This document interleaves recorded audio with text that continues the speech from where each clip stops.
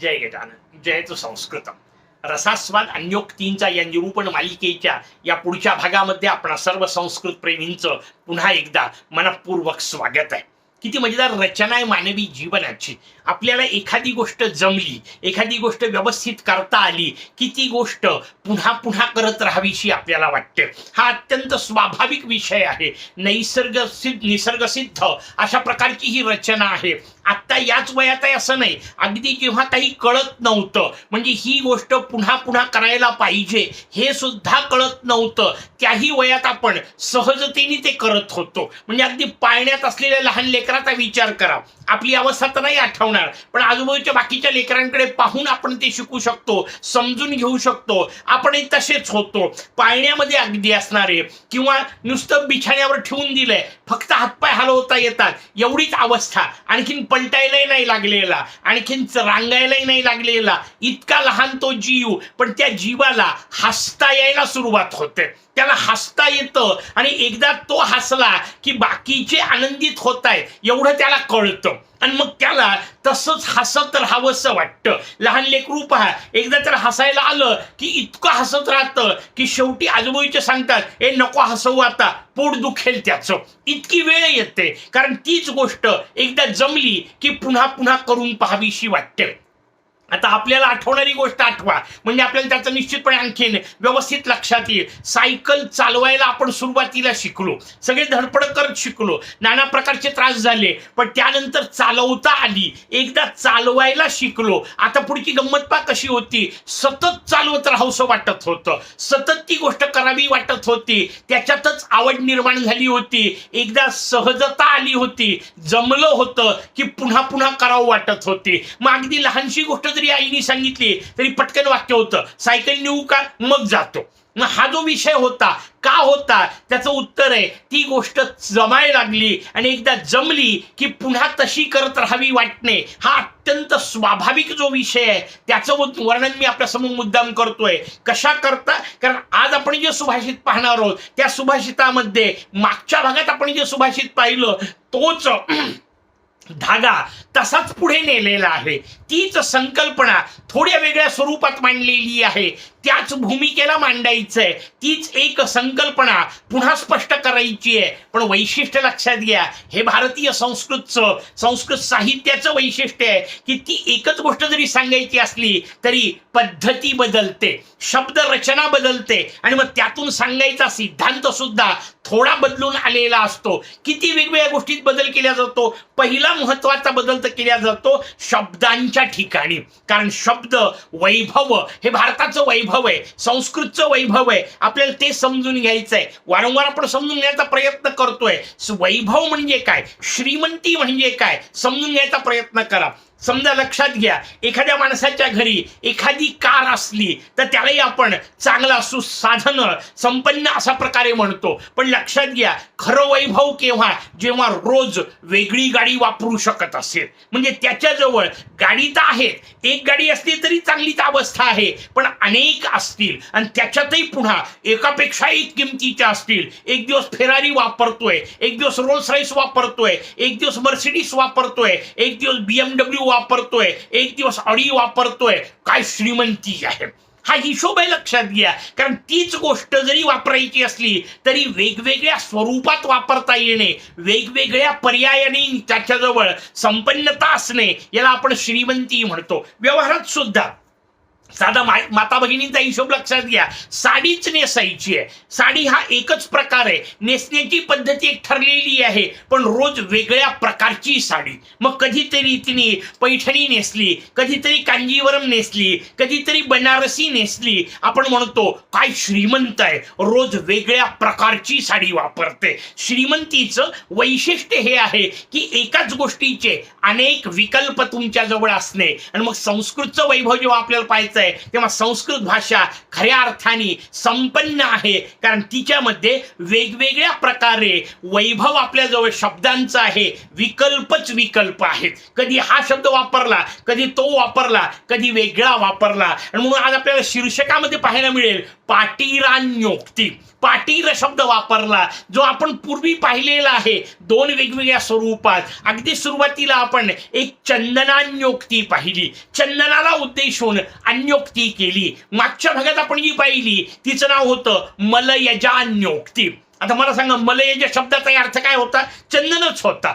चंदनही पहिल्यांदा पाहिला, मलयज म्हणजेही चंदनच. आज आपल्याला वेगळा शब्द मिळाला, पाटीर. पाटीर शब्दाचा अर्थ चंदनच, सुगंधी असणारं द्रव्य अशा अर्थाने त्याला शब्द वापरला. आणि पाटीर शब्दाचा अर्थही चंदन असाच होतो. तीन शब्द आपल्या समोर आले, चंदन आला, मलयज आला, पाटीर आला. का? कारण वैभव आहे, वेगवेगळे पर्याय आपल्या समोर असणे, वेगवेगळे विकल्प असणे, वेगवेगळ्या पद्धतीने तीच गोष्ट पण वेगवेगळ्या पद्धतीने वेगवेगळ्या शैलीत मांडणे हे संस्कृतचं वैभव आहे. आणि ते वैभव या निमित्ताने समजून घ्यायचंय. पाटीर आला म्हणजे चंदनाला उद्देशून अन्योक्ती केली. आता गंमत कशी आहे, तोच विषय आहे जो मागच्या वेळा थोडासा सांगितला होता. त्या चंदनाला साप गुंडाळून असतात, पण त्या सापांनी जरी विषाचं वमन केलं तरी चंदन मात्र सुगंधच देतो. हा विषय पकडायचा होता, तो पकडला. तोच वेगळ्या पद्धतीने, पण आणखीन थोडी शैली त्याच्यात बदलली पाहिजे, कारण जशाला तसं सांगितलं तर मग कवीचं वैशिष्ट्य काय आहे. म्हणून शब्दही बदलले, रचना तीच सांगायची आहे. चंदन हेच उद्देशून वापरायचं आहे. चंदन हे सज्जनाचं प्रतीक म्हणूनच वापरायचं आहे, दुष्टांचाही विषय वापरायचा आहे, पण पद्धती कशी बदलते पहा. पाटीरान्योक्ती आपल्या समोर आली आणि पाटीरान्योक्ती वापरताना म्हणतात पाटीर तव पटियान. पटी या शब्दाचा अर्थ कौशल्य, तुझ्या ठिकाणी असणारे जे पटुत्व, तुझ्या ठिकाणी असणारे जे नैपुण्य, सगळे एकाच अर्थाचे शब्द, पुन्हा तोच अर्थ समजून घ्या. तुझ्या ठिकाणी जो विशारदत्व आहे, कशामध्ये ज्या पुढे गोष्टी सांगणार आहेत, हे जे तुझं कौशल्य आहे ना, कहा परिपाटी इव आसुरी कर्तुम, इमासुरी कर्तुम, इव नाही क्षमस्व, इमासुरी कर्तुम परिपाटी. परिपाटी याचा अर्थ त्या पद्धतीने पुढे चालवत असलेलं ते तुझी वापर करणे किंवा त्याचं अनुकरण करणे. इमासुरी कर्तुम अंगीकृत करणे अशा अर्थाने शब्द वापरला. तुझ्या ठिकाणी ही जी गुणवत्ता आहे त्या गुणवत्तेचं अंगीकरण करणे. इवासुरी कर्तुमचा अर्थ तिथं या पद्धतीने इमासुरी याचा अर्थ ते अंगीकृत करणे, त्याचा स्वतःमध्ये अंगीकार करणे अशा अर्थाने तो शब्द आहे. अशा पद्धतीने त्याच्या मागोमाग सूर लावणे अशा अर्थाने समजून घ्या की तशा पद्धतीने तो तुझा गुण कोण घेऊ शकणार आहे. कारण जो तुझ्या ठिकाणी दिव्य अशा प्रकारचा गुण आहे, तुझ्या ठिकाणी हे जे दिव्य अशा प्रकारचं कौशल्य आहे ते कोण घेऊ शकणार आहे. कारण सामान्य माणूस असा वागूच शकत नाही. जे पुढे सांगायचंय चंदनाच्या बाबतीमध्ये की चंदनाचं काय होतं किंवा चंदनाच्या बाबतीत कोण कसं वाटतं आणि त्याच्यावर चंदनाची प्रतिक्रिया काय असते, ती सामान्य माणसाला अंगीकृत करणे अशक्य जवळजवळ आहे हे सांगायचंय. आणि म्हणून म्हणतात की चंदना तुझं जे कौशल्य आहे ना ते लोकोत्तर आहे, अद्वितीय आहे. कारण असं आम्ही कोणी वागूच शकत नाही. आमच्या जीवनात जर अशी परिस्थिती आली तर तुझी जी प्रतिक्रिया आहे ना ती प्रतिक्रिया आमची असू शकत नाही हे सांगायचंय. आणि सांगायचं याचा अर्थ पुढं वर्णन करायचंय की असं खरं तर असायला पाहिजे. तर म्हणून तर चंदनाचं कौतुक आहे, कारण चंदन त्या पद्धतीने प्रतिक्रिया देतं. आपल्याला ती देणे अत्यंत कठीण असलं तरी तशी प्रतिक्रिया आपली असायला पाहिजे हेच तर अन्योक्तीच्या माध्यमातून सांगायचंय. कारण तुमचं माझं जीवन चंदनाप्रमाणे असलं पाहिजे हेच त्यांना सांगायचंय. काय वैशिष्ट्य आहे ते वैशिष्ट्य सांगताना पुढे म्हणतात यद पिशिताम अपि नृणाम. नृण म्हणजे माणसं, ज्या माणसांनी तुला पिशित, इथं पिशित शब्द ठोकणे, काढणे, घासणे इत्यादी वेगवेगळ्या अर्थाने आहे. पीडा देणे, वेगवेगळ्या पद्धतीने पिळणे. चंदन जितकं रगडल्या जातं, जितकं घासल्या जातं. आता मला सांगा, तुम्हाला जर कोणी घासत असेल, तुम्हाला जर कोणी रगडत असेल तर तुमची प्रतिक्रिया काय असेल? त्रास होणे आहे ना, झिजणे आहे ना त्याच्यामध्ये. जर तुमची कोणी झीज करत असेल, तुम्हाला कोणी तोडत असेल, तुमचा कोणी चुरा करत असेल, अशी जर अवस्था आली तर स्वाभाविक आपली प्रतिक्रिया काय असणार आहे? संतापाची असणार आहे. आपण चिडणार आहे, आपण रागावणार आहे. अगदी चुरा करायची जरी विषय नाही, तुकडे करायचा विषय नाही, नुसता हात पिळला तरी आपण त्या समोरच्याला रागावणार आहे, नुसता पाठीवर धपाटा मारला तरी हे करणार आहे. झिजणे तर फार लांबची गोष्ट झाली. पण इथं मात्र तो म्हणतोय, कवी म्हणताय, यत पिशितामापी नृणाम, जो तुला कष्ट देतो, जो तुला झिजवतो त्याला सुद्धा पिष्टोपी, त्यांनी तुला असं पिसल्यावर सुद्धा, तुला असा त्रास दिल्यावर सुद्धा, तुला असं कष्ट दिल्यावर सुद्धा, तनोशी परिमलैही पुष्टीम, त्याला तू परिमलाच्या माध्यमातून म्हणजे सुगंधाच्या माध्यमातून पुष्ट करतोस, आनंदच देतोस. किती मजेदार रचना आहे, लक्षात घ्या. मागच्या वेळा आपण सापाचा हिशोब पाहिला,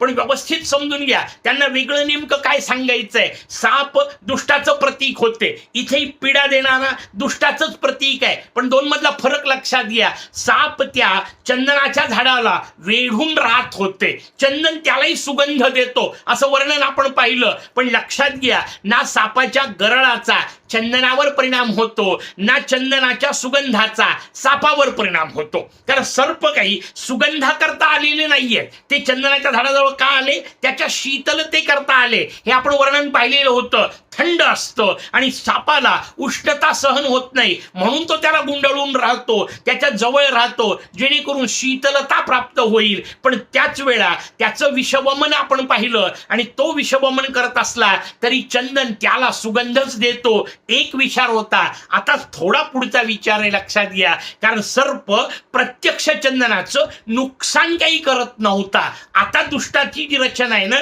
ती थोडी पुढची वापरली. त्यातला आणखीन एक टप्पा अधिक पुढचा विचार करत त्यांनी आपल्या समोर रचना केली. कारण आता त्या चंदनाच्या लाकडाला झिजवण्याचा विषय आहे. सर्प ते नव्हता करत. भलेही सर्प विषारी होता, भलेही सर्प विषाचं फुतकार टाकत होता, पण चंदनाचं प्रत्यक्ष नुकसान होत नव्हतं.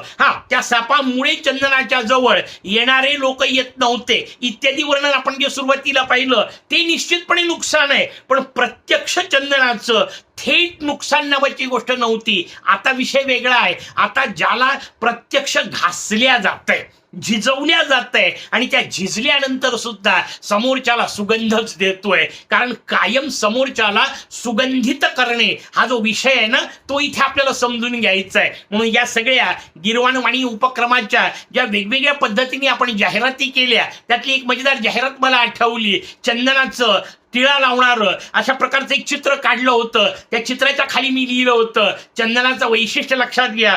जेव्हा तुम्ही समोरच्याच्या कपाळावर तिलक धारण करता, त्याला टिळा लावता, तेव्हा तुमचे बोट सुद्धा सुगंधी झालेले असतात. तसं जेव्हा तुम्ही यातले काही भाग कोणाला तरी शेअर, ज्याला आपण म्हणतो, तसं कराल, लोकांना पाठवाल, त्यांच्याकडून ज्या प्रतिक्रिया येतील त्यातून तुम्हालाही आनंद मिळणार आहे. त्यांना तर मिळणारच आहे ऐकल्याचा आनंद, पण वा किती सुंदर भाग पाठवला, हा जर विषय समोरचा तुम्हाला म्हणत असेल तर तुम्हालाही आनंद मिळणार आहे.